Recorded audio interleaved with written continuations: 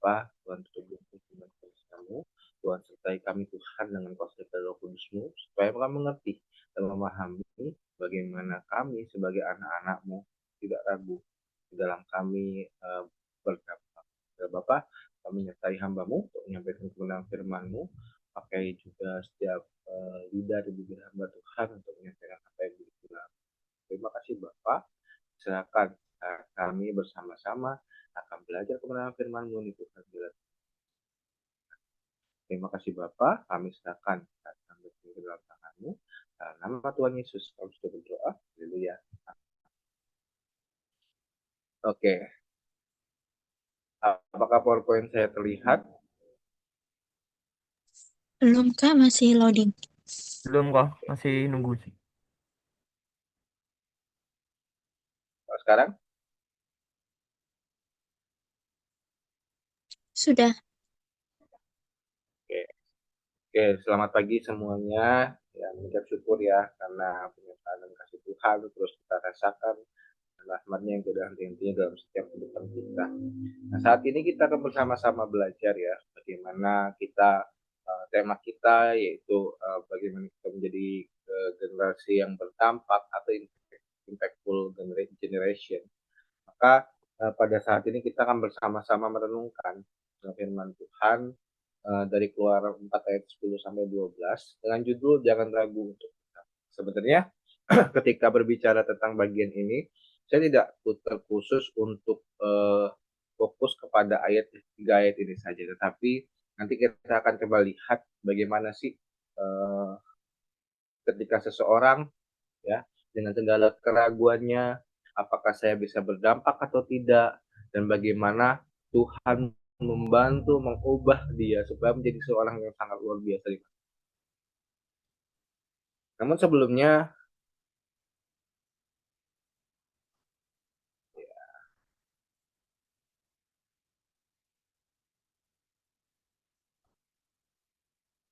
oke, teman-teman pasti tidak asing dengan lagu ini ya, Maju Tak Gentar.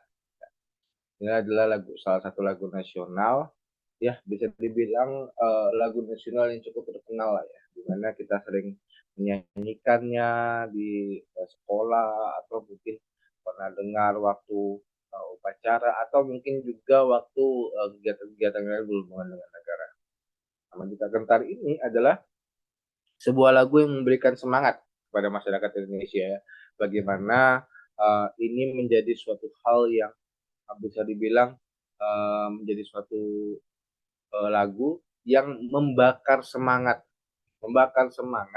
setiap orang-orang pada saat itu bagaimana mereka untuk mempertahankan apa yang menjadi kemerdekaan. Nah, Bapak Ibu Saudara dan Saudara kasih dalam Tuhan ya, para mahasiswa ST Baptis Indonesia, pada saat ini memang kenyataannya ya kita selalu berkata dan kita selalu merenungkan kurang lebih 1 minggu lebih ini kita merenungkan bagaimana kita berdampak. Tapi apakah kita berani untuk maju tak gentar? Apakah kita berani maju untuk kita berdampak? Atau justru masih ada keraguan? Kita terus dikasih tahu, oh kita harus menjadi terang, kita harus ini, kita harus itu. Tapi apakah benar? Ya, apakah kita yakin untuk kita bisa berdampak? Nah, kita akan belajar dari seorang Musa, ya, dimana ketika Musa dipanggil Tuhan, bagaimana dia mengikuti apa yang menjadi panggilan Tuhan, itu bukan proses yang mudah. Dia mengetahui dengan segala kekurangannya, itu yang membuat dia ragu ketika Tuhan menyuruh dia, meminta dia untuk melaksanakan apa yang menjadi tugasnya sebagai pemimpin bangsa Israel. Nah, kita akan bersama-sama baca sekilas ya 3 ayat ini dari Keluaran 4 ayat 10 sampai 12. Saya minta tolong salah seorang untuk bacakan bagian ini. Minta tolong Kakak Yanto masih ada di sini?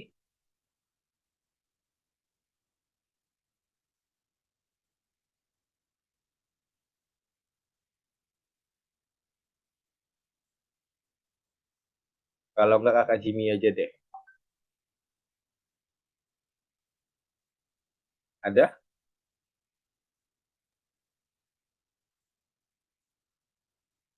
Keluaran 4 ayat 10 ya kok. Ya, betul. Ini di layar juga ada.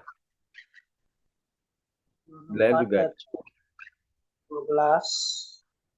Lalu kata Musa kepada Tuhan, Tuhan, aku ini tidak pandai bicara. Dahulu pun tidak, dan sejak engkau berfirman pada hambamu pun tidak. Aku berat mulut dan berat lidah.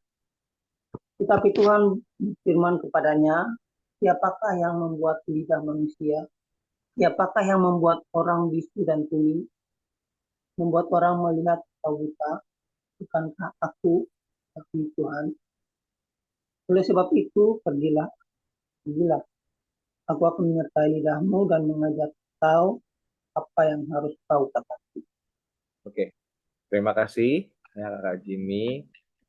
Nah, jadi teman-teman sedikit konteks ya untuk menggambarkan kejadian pada saat itu. Jadi pada saat itu adalah di mana tuh Musa dipanggil Tuhan. Kalau nanti teman-teman baca dari Keluaran 3 di mana Musa itu untuk pertama kalinya dia dipanggil Tuhan untuk dia menjalankan tugas daripada Tuhan. Dan kenyataannya ya memang tidaklah mudah karena kalau kita lihat di bagian firman Tuhan ini ayat 10 sampai 12 ini berisikan keraguan Musa.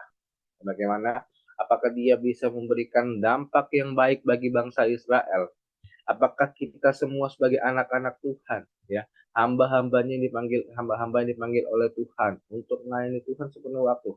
Apakah kita bisa benar-benar berdampak ya bagi orang-orang sekitar kita? Nah, kita akan coba melihat ya secara luas ya dari kisah Musa ini apa yang terjadi dan kira-kira bagaimana dia merespons segala sesuatu ini. Kita akan coba melihat bagian pertama pada bagian firman Tuhan ini.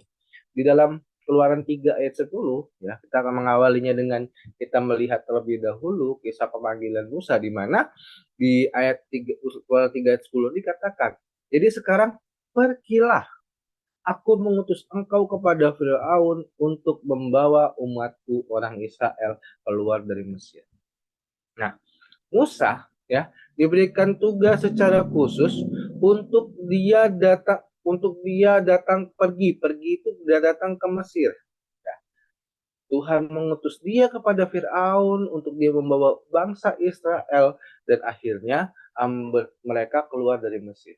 Nah, pada bagian ini kita melihat bagaimana bahwa Tuhan itu punya suatu tugas untuk Musa bisa berdampak ya, bisa berdampak bagi bangsa Israel. Nah, pada bagian pertama kita akan melihat Tuhan memberikan tugas untuk kita semua untuk bisa berdampak. Kita semua sebagai anak-anak Tuhan, ya, terkadang kita berkata bahwa saya itu tidak bisa apa-apa. Saya cuma begini, cuma begitu. Saya punya kekurangan ini, punya kekurangan itu. Tetapi tanpa disadari, Tuhan itu memberikan tugas untuk berdampak kepada kita semua. Baik itu dalam skala yang seperti apa, ya. Tuhan itu memberikan tugas kepada kita masing-masing. Bagaimana kita memberikan dampak, kita bisa memberikan impact kepada orang-orang sekitar kita. Nah, kita akan coba melihat ya, kita akan coba urai kepada bagian ayat ini. Kira-kira apa saja sih yang diberikan Tuhan kepada Musa untuk dia berdampak? Yang pertama, ya, Musa dia diberikan tugas untuk pergi ke Mesir. Dia menghadap kepada tempat ya atau mungkin daerah yang notabene pada saat itu dia sedang diincar. Nanti kalau teman-teman baca di Keluaran 2 ya, itu dikatakan bagaimana Musa pada saat itu dia setelah membunuh seorang dari Mesir, dia ketahuan Firaun, dia diincar mau dibunuh, akhirnya dia pergi. Ya. Akhirnya dia harus kembali ke Mesir lagi untuk memberikan dampak kepada bangsa Israel pada saat itu. Itu bukan hal yang mudah. Terus selanjutnya dia juga diutus menghadap Firaun yang ingin membunuh dia. Ya kalau misalnya berdasarkan cerita ya atau mungkin berdasarkan pandangan beberapa teolog, ini Firaun yang Tuhan yang Musa hadapi pada saat itu adalah Firaun yang berbeda lagi. Atau mungkin Firaun yang bisa dibilang bukan Firaun yang sama ketika jadi dia membunuh pada saat itu. Tapi siapapun itu dan bagaimanapun itu adalah pemimpin Mesir. Ketika dia menghadap Firaun, dia menghadap orang bagaimanapun ceritanya, siapapun dia pasti mengincar dia. Karena ya ingat ya, Musa tadi adalah seorang buronan, dia bagaimana diincar untuk bisa dibunuh. Selanjutnya juga dia juga akan membawa umat Israel keluar dari Mesir. Ini bukan suatu hal yang mudah karena kenapa? Karena pada saat itu bangsa Israel adalah bangsa yang sedang bisa dibilang melakukan kerja paksa pada saat itu. Ya. Mesir dengan segala hal yang mereka butuhkan, mereka butuh orang-orang Israel ini. Nah, jadi ini bukan suatu tugas yang mudah. Sering sekali ya kita sebagai anak-anak Tuhan bilang begini, oh tugas saya itu seperti ini, yang Tuhan percayakan kepada saya sudah doakan. Tetapi pertanyaannya, ya, apakah kita pikir setiap tugas yang diberikan Tuhan itu adalah tugas yang mudah? Apakah kita cuma mau menerima tugas-tugas yang gampang daripada Tuhan? Ingat, ketika kita ingin memberikan dampak atau kita ingin memberikan impact, maka kita harus siap dengan segala tugas yang diberikan Tuhan. Bahkan sampai ketika tugas itu adalah tugas yang sangat berat. Jadi kita mau berdampak, kita harus siap dengan tugas yang diberikan Tuhan yang terkadang bisa dibilang bukan suatu hal yang mudah. Tetapi kita lihat di sini, Musa akhirnya ketika kita lihat akhir dari kisah Musa, Musa melakukan semua yang menjadi tugasnya ini. Dan juga dengan kita, harapannya kita menjadi anak-anak muda, kita menjadi orang-orang pilihan Tuhan, kita menjadi hamba-hambanya yang bisa memberikan dampak dimanapun kita berada. Ketika kita ada di gereja, bagaimana kita memberikan dampak, ada suatu perubahan yang baik yang kita bawa. Ketika kita bersama-sama dengan teman-teman di angkatan, ketika kita kuliah, bagaimana kita tetap memberikan dampak kepada teman-teman di angkatan. Dampak itu ya harus terlihat oleh teman-teman kita. Bagaimana ketika kita misalnya contohnya ketika kita di kampus, bagaimana kita menjadi anak-anak Tuhan yang sungguh-sungguh untuk kuliah, sungguh-sungguh mau belajar, bukan cuma sekedar datang, duduk, diam, sudah. Kita memberikan pendapat kita menanyakan sesuatu yang mungkin tidak kita mengerti, itu adalah bagian dari mana kita berikan dampak. Sebuah cerita di mana dari dulu ya, saya itu S1-nya kebetulan di STBI dan juga S2-nya itu saat ini di STBI. Nah, ketika saya di S1 dan S2 pun ya, pasti ada aja teman-teman yang membuat saya terkesan atau yang berdampak cukup banyak. Ada yang suka bertanya terus ya ketika dia kuliah ya, ketika kuliah orang yang suka sekali bertanya. Tapi tahu nggak, orang-orang seperti itu justru akan memberikan dampak di mana pertanyaan-pertanyaan yang kadang kita malas untuk tanyakan atau mungkin kita penasaran nih tapi kita tidak mau tanya, justru ya diwakilkan oleh orang ini. Begitu juga dengan kita yang mungkin rajin membuat tugas, kita udah selesai ini segala macam, tapi teman-teman kita belum selesai, bagaimana kita bisa membantu mereka. Jadi ingat ya, Tuhan memberikan kita tugas untuk kita berdampak dan kita harus melakukannya. Itu yang pertama. Yang kedua, tetapi ketika kita berikan tugas oleh Tuhan, apakah semuanya akan berjalan dengan lancar? Tentu saja ya, kita sebagai manusia, kita memiliki kekurangan. Dan tahukah teman-teman sekalian, ya, Tuhan akan menolong kekurangan kita.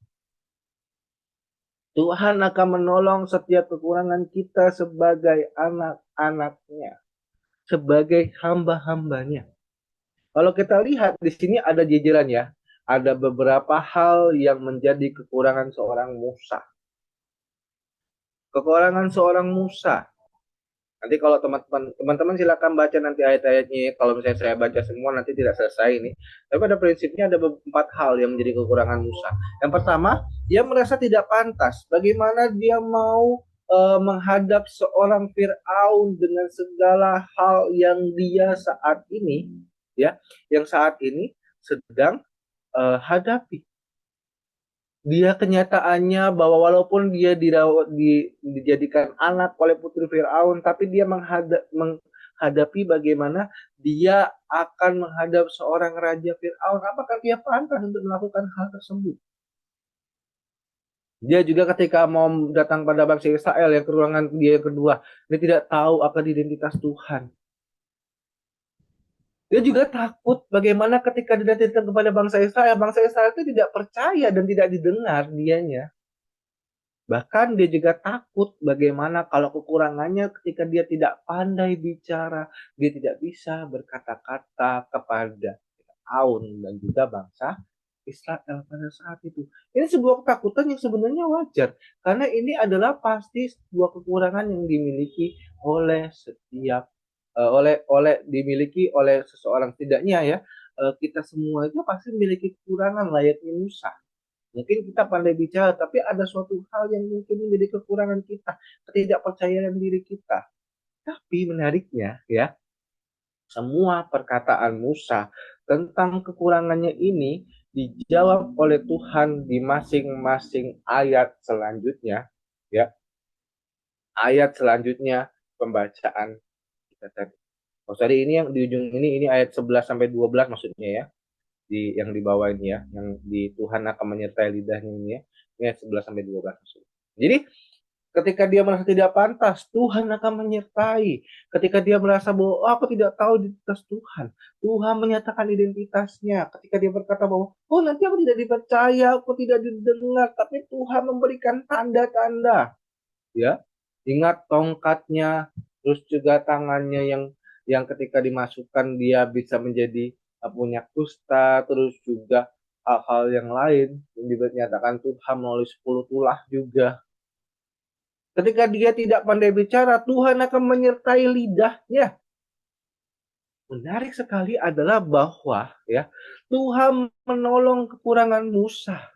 Lantas pertanyaannya, apa kekurangan kita? Apa namanya, Kak Freddy, saya tidak bisa ini. Saya tidak pandai bicara. Saya tidak pintar secara akademik. Saya bukan orang yang mudah untuk bisa menghafal segala sesuatu. Saya itu sering lupa dan lain-lain. Semuanya itu adalah hal yang wajar. Tetapi bagaimana kita memanage diri kita untuk kita tetap ditolong Tuhan dalam segala kekurangannya. Akui segala kekurangan kita, Tuhan. Aku tahu tugas Tuhan adalah seperti ini bagi aku. Tetapi aku punya kekurangan, Tuhan. Tuhan itu lebih tahu daripada kita dan kekurangan kita. Tuhan itu akan menolong segala kekurangan kita. Saya ya, bukan tipe orang yang mudah untuk menghafal sesuatu.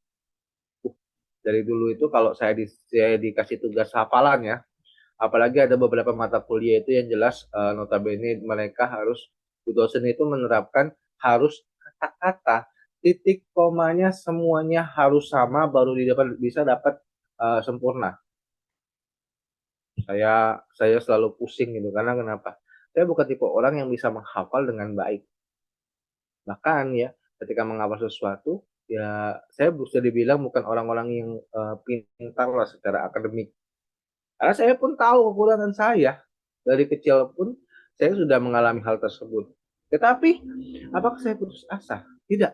Saya bilang sama Tuhan, Tuhan tolong kekurangan saya ini. Akhirnya Tuhan berikan hikmah. Apa? Ketika mau ujian, saya mulai itu ketika mau ujian ya, saya ambil kertas satu, saya lipat-lipat. Bukan berarti buat KPAN ya. Nggak ada ya, mahasiswa teologi nggak ada yang buat KPAN ya. Jangan buat KPAN. Ini dimaksud adalah saya menghafal dengan cara menulis ulang kata-kata tersebut sampai kurang lebih biasanya bisa sampai 20 kali, teman-teman. Makanya ketika mau ujian itu saya butuh waktu khusus benar supaya bisa saya menghafal apa yang mau saya tuliskan, apa yang saya hafal. Dan puji Tuhan ya, walaupun dengan segala kekurangan saya pada saat itu, ketika saya lulus dari S1 teologi, bisa tuh dapat masih nilai 3,83 IPK. Walaupun dengan segala kekurangan saya miliki itu, Tuhan tolong. Saya juga bukan orang pelupa. Saya juga bukan orang yang mudah mengingat sesuatu. Saya juga sering lupa. Makanya saya ketika ada sesuatu yang selalu saya ingat, saya selalu pakai HP. Oke, saya catat semuanya apa yang saya butuhkan, apa yang saya harus siapkan.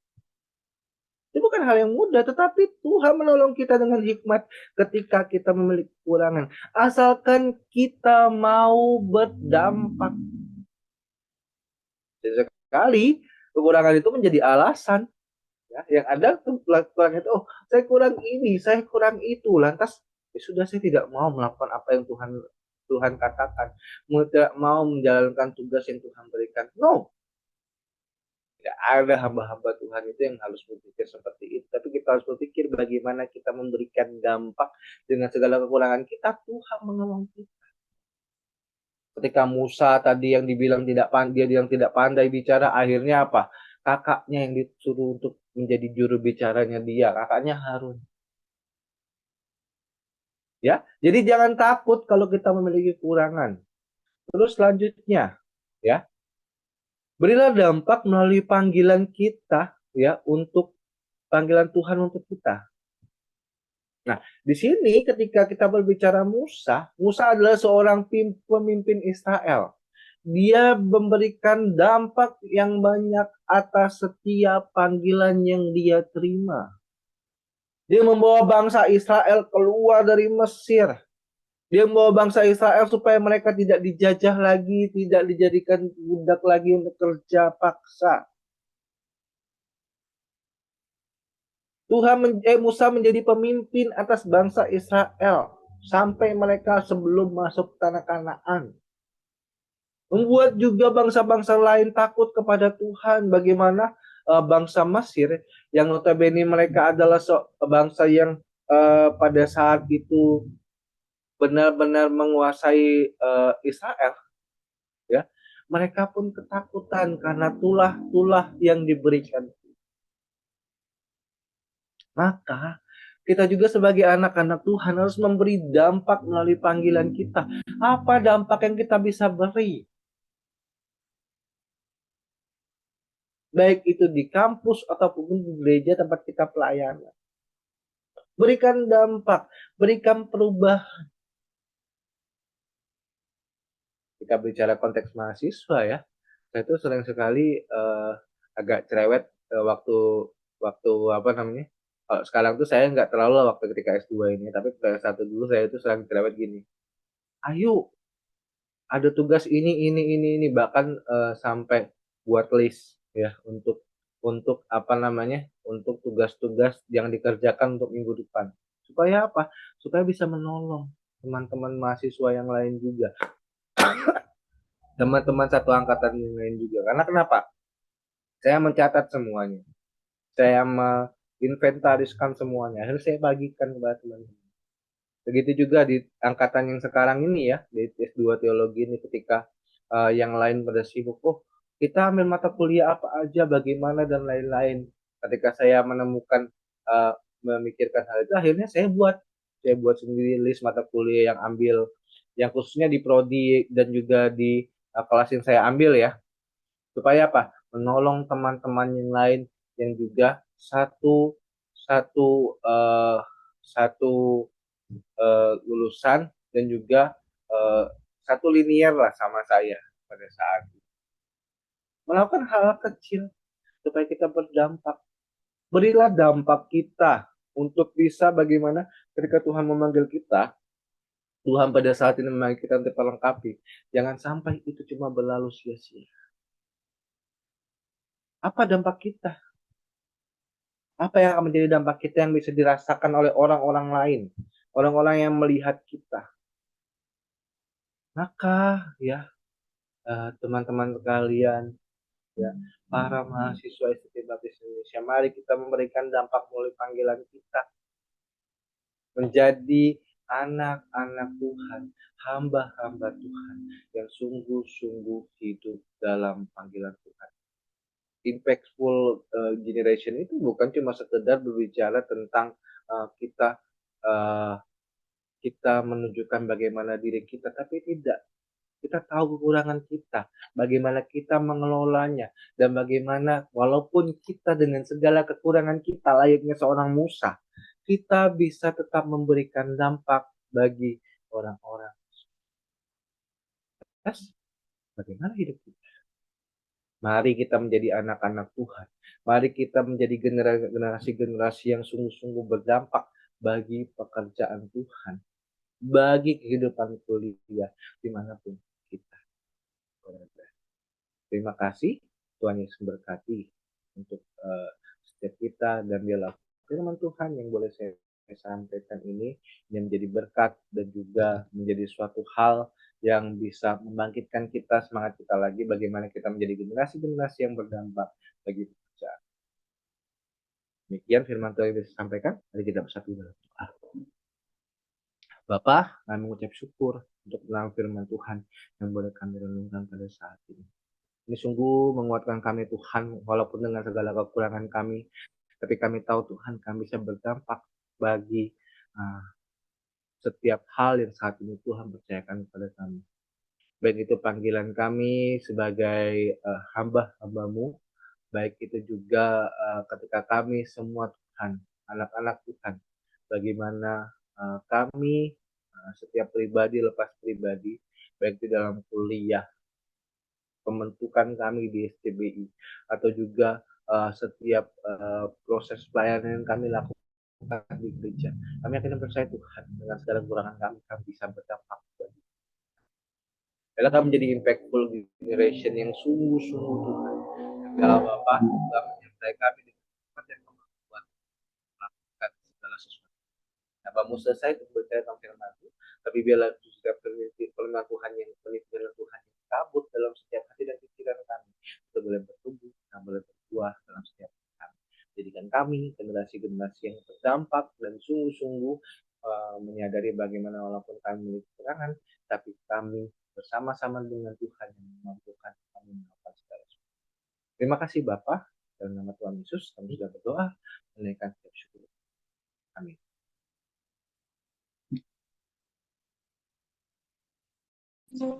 Terima kasih.